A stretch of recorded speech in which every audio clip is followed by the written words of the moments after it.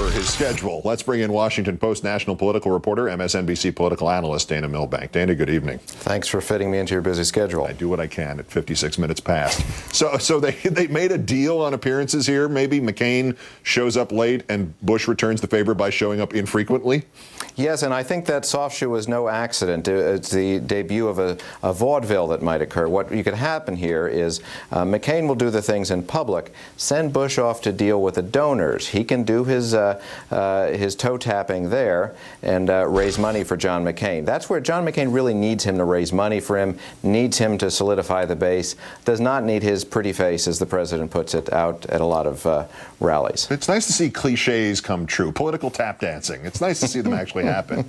This will not, however, even if it is all in private, it will not stop invocations of McCain, Bush, Bush, McCain. Senator Obama's already hit that theme a couple of times, and today a liberal group ad from the Campaign to Defend America makes the point that Bush and McCain are the McSame, which is apparently the replacement for the ill-fated John W. McCain. Today's moment in the sun, exactly the sort of bold-face clincher that McCain's opponents are going to welcome? Well, you know, normally somebody goes over to the White House so they can have footage with the president to use in their ads. This may be the first time when somebody's gone to the White House so that the footage could be used in the other guy's ads. But, you know, that said, McSame is pretty good. They used McLame against him in the primaries. But I think it's McInsane if you think that it's going to be easy to tie McCain to Bush. They're going to do the best they can. But he's pretty slippery, and he's going to be pretty clever at playing that Maverick card. Now, we know you know everything. You had the Hillary Clinton story about turbulence and sleeping through it and how she was buckled in. Do you have the real story on why he was late? How is that possible? Well, maybe we're looking at this the wrong way, and that is that the president is just so congenitally early. Maybe it wasn't his fault at all, but you know, I think it may have all just been done to give you this moment late in your show tonight.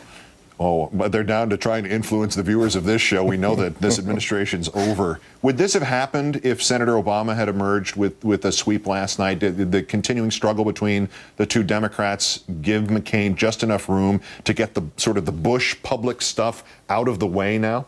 You know, you'd think so, but John McCain doesn't think that way. He is a real daredevil. There's almost something of a death wish. I remember even before the Florida primary, we were riding with on the bus saying, "You really want President Bush with 30% approval out there campaigning for you?" And you said, "Absolutely, sure."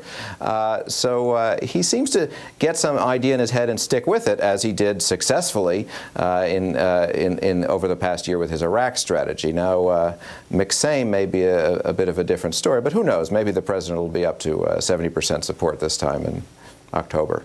My God, if that happens, then they will repeal the relevant amendment and he will run for a third term, won't he? If he gets 70%, they'll do something to get him back in the race? Absolutely, particularly if McCain's out for being born in the Panama Canal Zone. That's conspiracy theories for 100.